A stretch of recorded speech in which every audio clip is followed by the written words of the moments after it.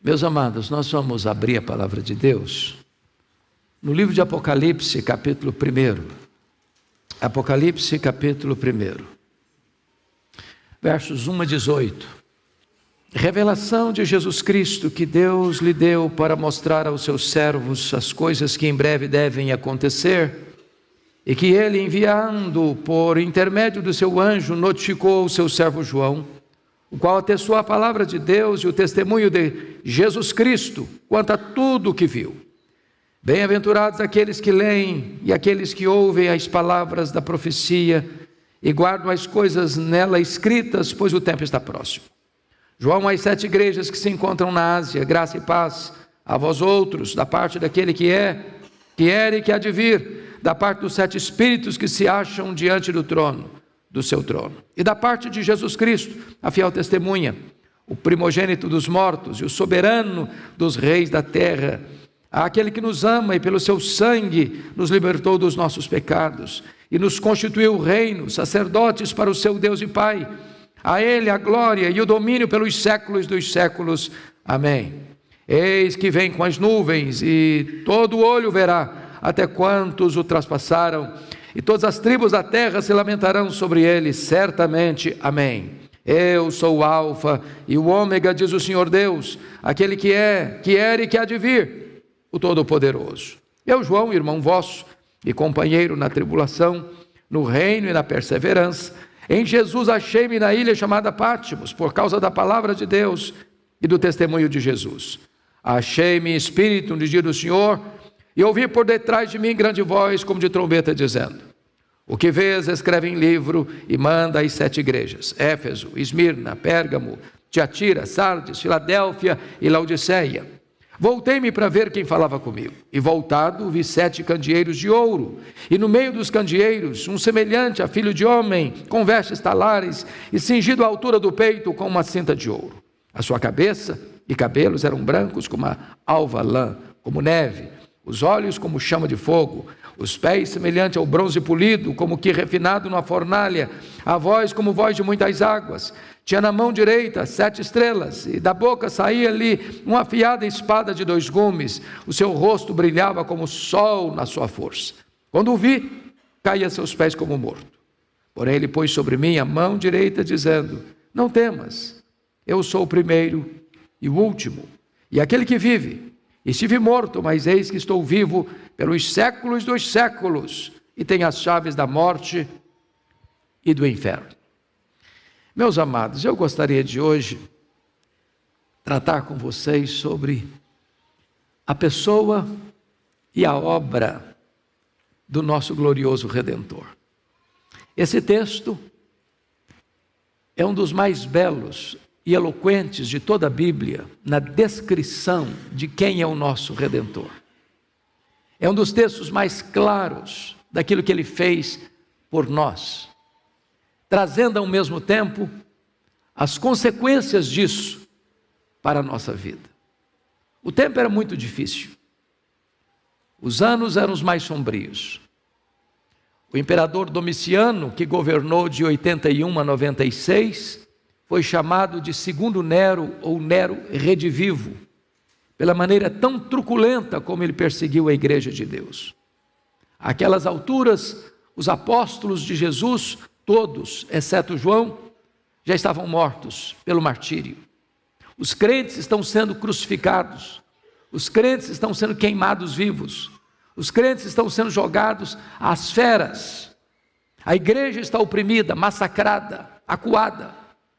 O último representante do colégio apostólico, o apóstolo João, já idoso, pastor da igreja de Éfeso, capital da Ásia Menor, agora é deportado para esta ilha vulcânica, para esta colônia penal, a ilha de Pátimos, no mar Egeu. Parecia que o fim estava decretado sobre a igreja sofrida e massacrada daquele tempo. Mas quem está no trono é Deus, quem governa é Deus. Quem tem o poder de mudar o placar do jogo é Deus. Quem tem o poder de virar a mesa da história é Deus. E Deus reverte essa situação, porque quando João está na ilha de Pátimos, parecendo que tudo estava perdido, Deus revela para ele o futuro. as coisas que não talvez aconteçam, as coisas que podem acontecer, mas o Senhor revelou para ele as coisas que devem acontecer. E a primeira coisa que João tem a contemplação é exatamente da pessoa do nosso glorioso Redentor. Nas horas difíceis da vida, mais do que tudo é importante você e eu sabermos quem é Jesus, qual o poder que Ele tem, que controle Ele tem da história, quem é Ele. E eu então convido vocês, primeiramente, para olharmos a grandeza incomparável daquele que é o nosso Salvador, daquele que é o Senhor da nossa vida, daquele que é a nossa esperança, a nossa alegria, a nossa paz, a nossa justiça, a nossa herança. Então vamos ver alguns aspectos aqui. Primeiro, a primeira coisa que João vê é que este Jesus exaltado, glorificado, está no meio da sua igreja. Veja comigo o versículo 12 e 13. Você pode ler em voz alta comigo, por favor? Vamos juntos?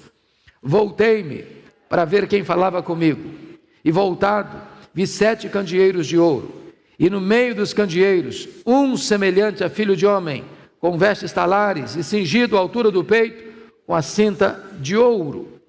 A primeira coisa que você vai notar é que João tem uma visão de Jesus como rei e ao mesmo tempo como sumo sacerdote.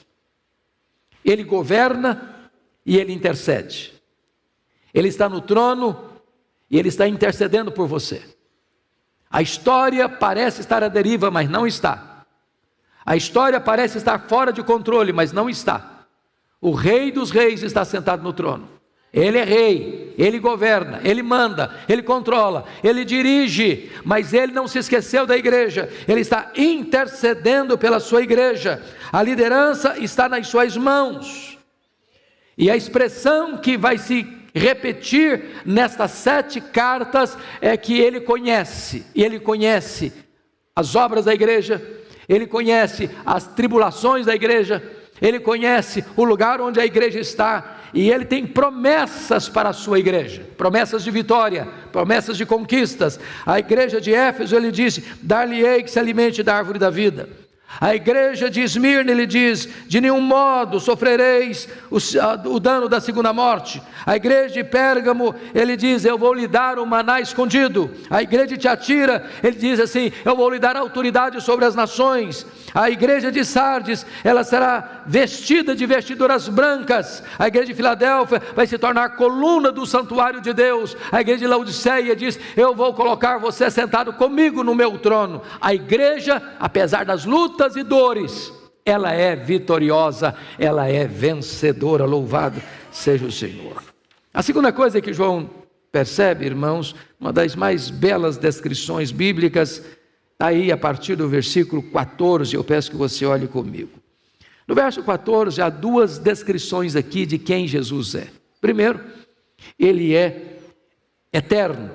Segundo, ele é onisciente. Quando diz que seus cabelos são brancos, como a alva lã, como neve, isso é uma descrição da eternidade dele.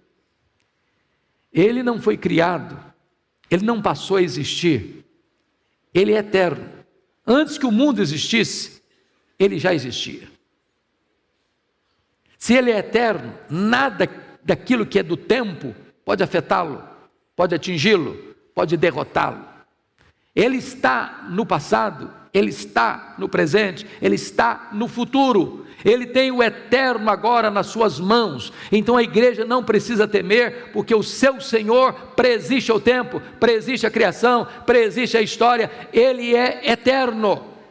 Mas o texto vai nos informar que os seus olhos são como chamas de fogo. E essa expressão figurada é uma descrição de que ele é onisciente. Ele tudo sabe, ele tudo vê, ele tudo conhece. O sofrimento que a igreja está passando não está fora do seu alcance e do seu conhecimento. Ele conhece você, ele conhece o seu nome, ele conhece a sua história, ele conhece o seu passado, ele conhece o seu presente, ele conhece o seu futuro. Nada escapa do seu conhecimento. Ele conhece a igreja, ele conhece exatamente como você entrou aqui hoje, nesta manhã.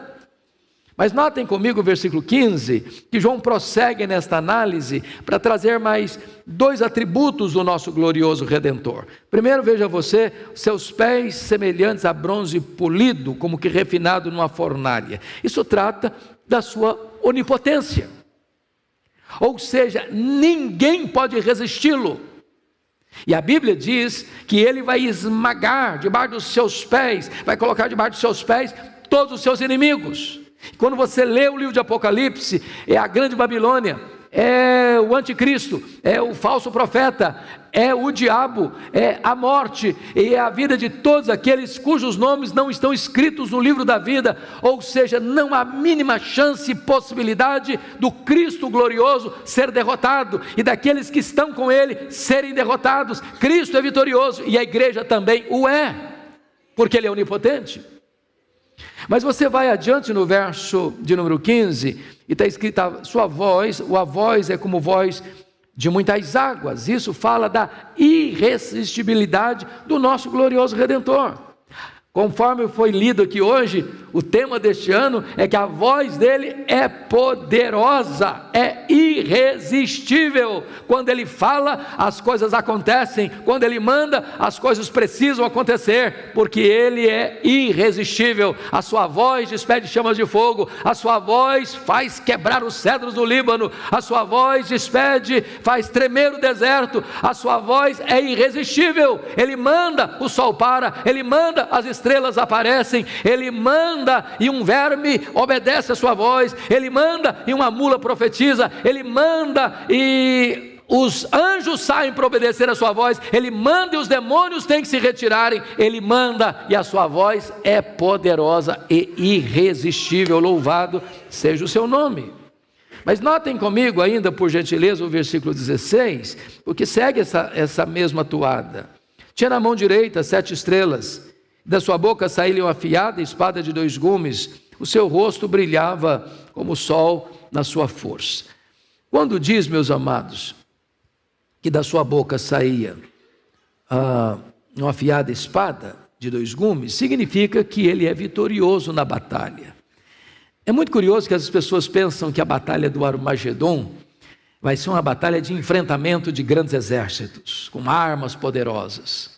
Quando você vai ler a Escritura, você vai perceber que Armagedon é muito mais um emblema do que uma geografia. Quando você vai a Israel e olha o vale do Armagedon, não tem nem espaço para poderosos e numerosos exércitos se acamparem ali. E a única arma que vai ser acionada nessa batalha final da vitória de Cristo sobre os seus inimigos é a espada afiada que sai da sua boca. Não vai ter armas nucleares, não vai ter bombas atômicas, não vai ter carros aparelhados de guerra. Não. A vitória vai ser desta espada afiada que sai da sua boca. Ele vai matar o anticristo com o sopro da sua boca. Ele é o vitorioso, ele é irresistível, ninguém pode detê-lo, bendito seja Deus. Mas ele, diz o texto, é glorioso, porque o seu rosto brilha como o sol do seu fulgor. João não está vendo mais aquele Cristo suando sangue do Getsêmani. João não está vendo mais aquele Cristo esbordoado e cuspido do sinédrio judaico. João não está vendo mais aquele Cristo espancado e vilipendiado do pretório romano. João não está vendo mais aquele Cristo zangue que caminha pelas ruas de Jerusalém, debaixo de apupos e vaias de uma multidão ensandecida. João não está vendo mais aquele Cristo pregado naquele leito vertical da morte. João está vendo o Cristo ressurreto, o Cristo vitorioso, cujo rosto brilha como o sol no seu fulgor. Esta é a presença, este é o sinal do Cristo a quem adoramos nesta manhã. Mas olhe comigo, por gentileza, ainda os versos 17 e 18, porque aí tem 2 informações importantes. Primeiro, ele venceu a morte. Versículo 18: e aquele que vive, estive morto, mas eis que estou vivo pelos séculos dos séculos. A Bíblia chega a dizer em 1 Coríntios que se os sábios deste mundo soubessem do plano de Deus, jamais teriam crucificado o Senhor da glória. Porque o que os homens fizeram, judeus e gentios, Pôncio Pilatos e as autoridades judaicas: vamos matá-lo. Ao matá-lo, estabeleceremos a nossa vitória sobre ele. Ele será eliminado, ele será calado, ele será parado. Mas diz a Escritura que, como que num projeto de sabotagem divina, quando mataram Jesus, quando crucificaram Jesus, quando sepultaram Jesus, pensando que ali estava a vitória deles, o Senhor Jesus entrou nas entranhas da morte, arrancou o aguilhão da morte, matou a morte e ressuscitou, inaugurando a imortalidade. Ele venceu a morte não tem mais a última palavra, o túmulo gelado não é mais o nosso último endereço. Você e eu que cremos nele, ele que é a ressurreição e a vida, nunca mais morreremos eternamente, já passamos da morte para a vida, porque Jesus é o Senhor da nossa história e da nossa vida, o conquistador da morte. Mas ainda notem vocês, que Jesus é mais do que isso, ele é o restaurador. João, que era o mais próximo discípulo de Jesus, que reclinou no peito dele, na ceia, lá no cenáculo, quando vê o Cristo glorioso, ele é tão impactado que ele cai como morto aos seus pés. Ninguém pode ver a glória de Deus sem ser impactado. Mas o Senhor põe a mão direita sobre ele e diz: ô João, fique com medo não, não temas, eu sou o primeiro, eu sou o último. Eis que eu estive morto, mas estou vivo pelos séculos dos séculos e tenho as chaves da morte e do inferno. Você e eu não adoramos o Cristo que esteve vivo e está morto. Você e eu adoramos o Cristo que esteve morto, mas está vivo pelos séculos dos séculos. Ele tem as chaves da morte, ele quem manda, ele quem controla, ele tem as chaves do inferno. Quem manda no inferno não é o diabo, é o Senhor Jesus Cristo. Ele manda no céu, ele manda na terra, ele manda no interno, ele é o todo-poderoso Deus, louvado seja o seu nome. E ele hoje, como João, pode botar você de pé, pode dizer para você: você não precisa ter medo, eu sou o primeiro, eu sou o último, e eu sou o vencedor, e eu tenho as chaves da morte e do inferno. Mas, meus irmãos, notem comigo, o segundo ponto dessa meditação, agora não é apenas a grandeza da pessoa dele, mas uma descrição magnífica da gloriosa obra que ele realizou por nós. Então vamos ver, em primeiro lugar, veja o versículo 5 comigo, parte B.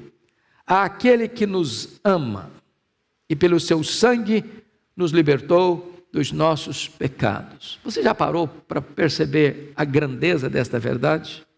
Ele ama você.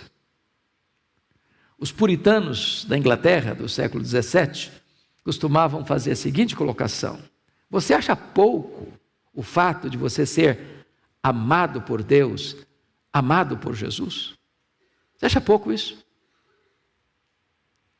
E ele amou você, ele amou a mim, não porque viu em nós algo que merecesse ser amado.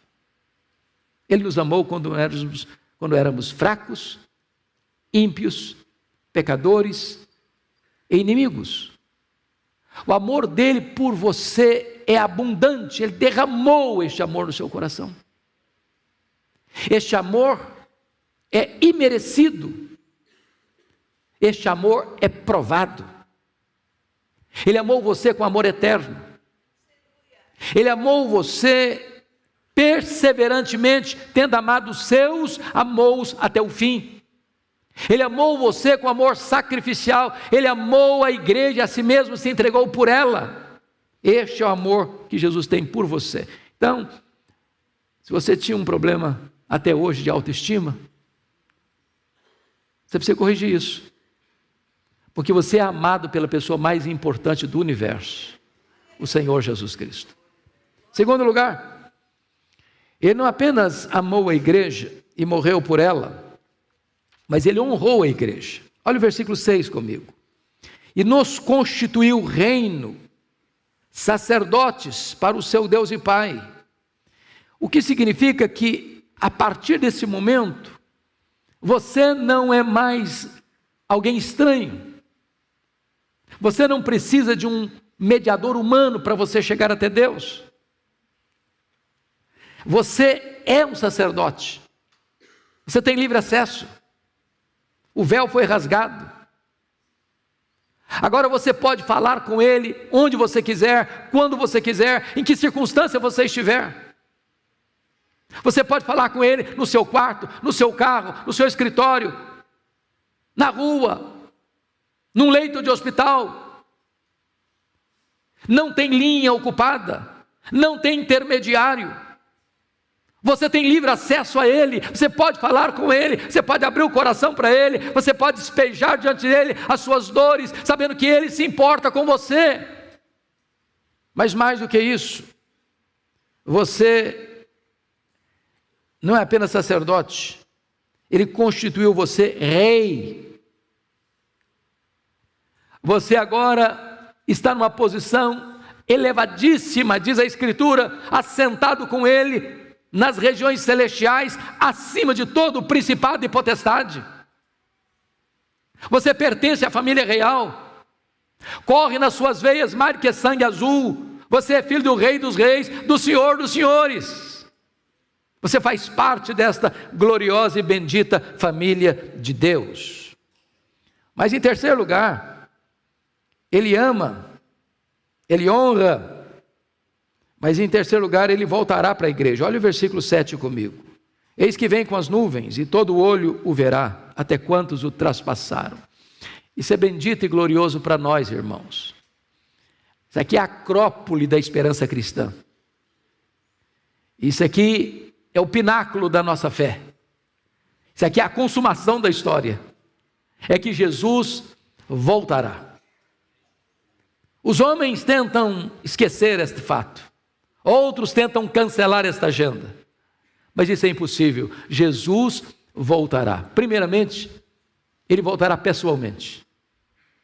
Ele não vai enviar um embaixador. Não será Miguel, nem Gabriel, nem um querubim, nem um serafim, nem um anjo. Ele mesmo voltará. Segundo, essa vinda será visível, todo olho verá, até aqueles que o traspassaram. Sabe o que significa isso? Aqueles que condenaram Jesus, que prenderam Jesus, que cuspiram em Jesus, que açoitaram Jesus, que vilipendiaram a Jesus, vão ressuscitar. Uns para a ressurreição da vida, outros para a ressurreição do juízo, e eles terão que ver o Cristo glorioso vindo na sua majestade e glória, para receberem dele um juízo eterno. Ele virá. Não haverá caverna tão escura, não haverá deserto tão remoto, não haverá montanha tão gelada, não haverá uma fortaleza tão grande que possa impedir todo o olho de ver Jesus vindo na sua glória e majestade. Mas esta vinda será audível ao ressoar a trombeta de Deus, ouvida a voz do arcanjo. Eu imagino que não haverá um sonido tão eloquente, tão retumbante, como este que vai acontecer quando Jesus voltar. Todo ouvido ouvirá, não apenas todo olho o verá. Essa vinda será repentina. Diz a Escritura que vai ser como um relâmpago que sai do Oriente para o Ocidente. Na linguagem de Paulo, num momento, no abrir e fechar de olhos, vai ser com esta rapidez, célere, que Jesus voltará para buscar a sua noiva, a sua igreja. Essa vinda será inesperada, diz a Bíblia que vai ser como um ladrão. Nenhum ladrão manda um WhatsApp para você, dizendo, tal dia, tal hora, faz um cafezinho lá, um pãozinho de queijo que eu estou chegando na sua casa. Não, ele chega inesperadamente, não vai ser um dia óbvio.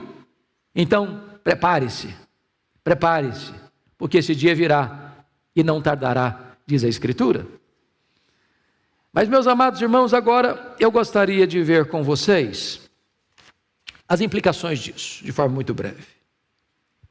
Se nós afirmamos que Jesus é glorioso, se nós afirmamos que a obra dele também é gloriosa, a pergunta é, o que tem a ver isso comigo? Que implicação tem isso para você hoje, 30 de abril de 2023? Primeira implicação, você não precisa temer a vida. Tem muita gente com medo da vida, com medo de viver. Tem muita gente desistindo da vida. Tem muita gente ansiosa. Tem muita gente com medo de tudo, de todos. Eu quero dizer para você que Jesus está no trono. E Ele está mostrando para João as coisas que em breve devem acontecer. Você olha para o cenário internacional hoje, é sombrio. Você olha para o Brasil hoje, o cenário é sombrio.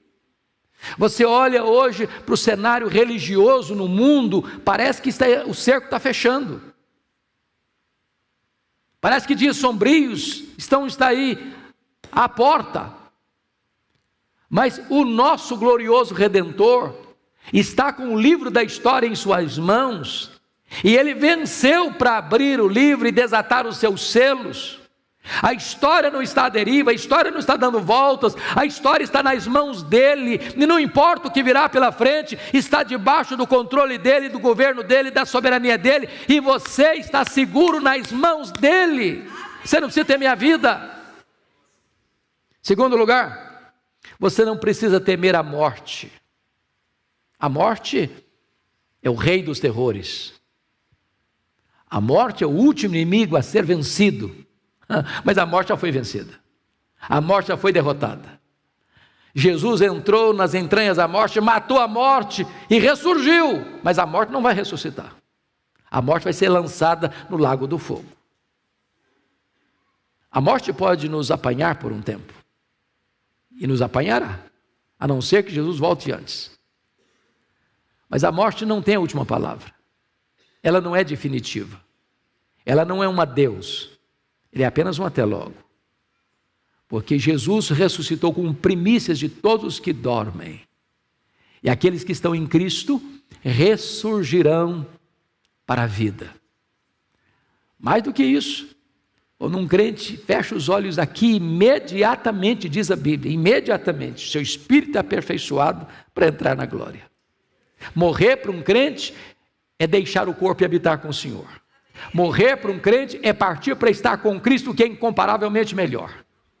Morrer com Cristo é ter sua alma glorificada para reinar com Cristo até que Ele volte, e nós voltaremos com Ele se lá estivermos. E então nosso corpo vai ressurgir, e só depois os que estiverem vivos serão transformados e arrebatados para encontrarmos o Senhor nos ares. Então não tem medo da morte. Mas amados, nós não precisamos ter medo, em terceiro lugar, do futuro. Se você ler o versículo 1, revelação de Jesus Cristo que Deus lhe deu para mostrar aos seus servos as coisas que em breve devem acontecer. Eu não enxergo no futuro, eu não enxergo na curva, eu não enxergo no escuro, mas Jesus enxerga. Jesus está no futuro. Ele está lá, você não precisa temer. Ele que está no controle, estará no controle. Então o futuro pode ser incerto para você, pode ser incerto para mim, no sentido de nós não sabermos o que é, nos detalhes, mas você e eu sabemos o que vai estar lá no futuro, é a vitória de Cristo e da sua igreja. Essa vitória não é só possível, ela é real, ela é absolutamente concreta. E eu termino, em quarto lugar, dizendo que nós não precisamos ter medo da eternidade. Olha comigo o versículo 18. Aquele que vive, estive morto, mas eis que estou vivo pelos séculos dos séculos. Ele estará vivo até quando mesmo? Séculos dos séculos. Não haverá um tempo, nem na eternidade, onde Jesus deixe de ser quem Ele é. Ele está vivo, Ele é o Rei, Ele tem o controle, a história está nas suas mãos. Então você não precisa ter medo do tempo, você não precisa ter medo da vida, você não precisa ter medo da morte, você não precisa ter medo da história, você não precisa ter medo da eternidade, porque Ele está lá na eternidade, reinando supremo. A igreja está segura, você está seguro. Você pode dizer como Paulo: eu estou bem certo de que nem a morte, nem a vida, nem anjos, nem principados, nem potestades, nem poderes, nem altura, nem profundidade, nem qualquer outra criatura poderá separar-nos do amor de Deus que está em Cristo Jesus, nosso Senhor.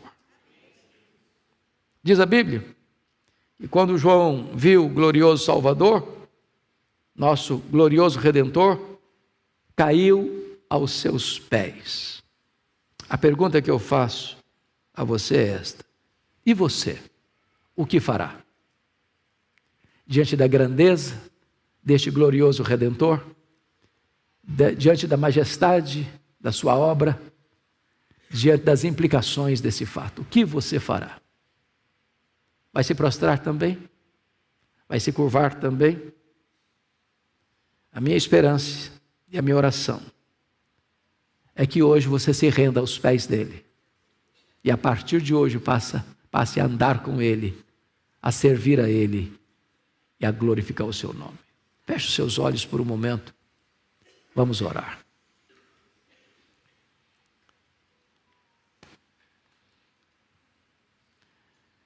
Ó Deus, nós ficamos extasiados diante da beleza,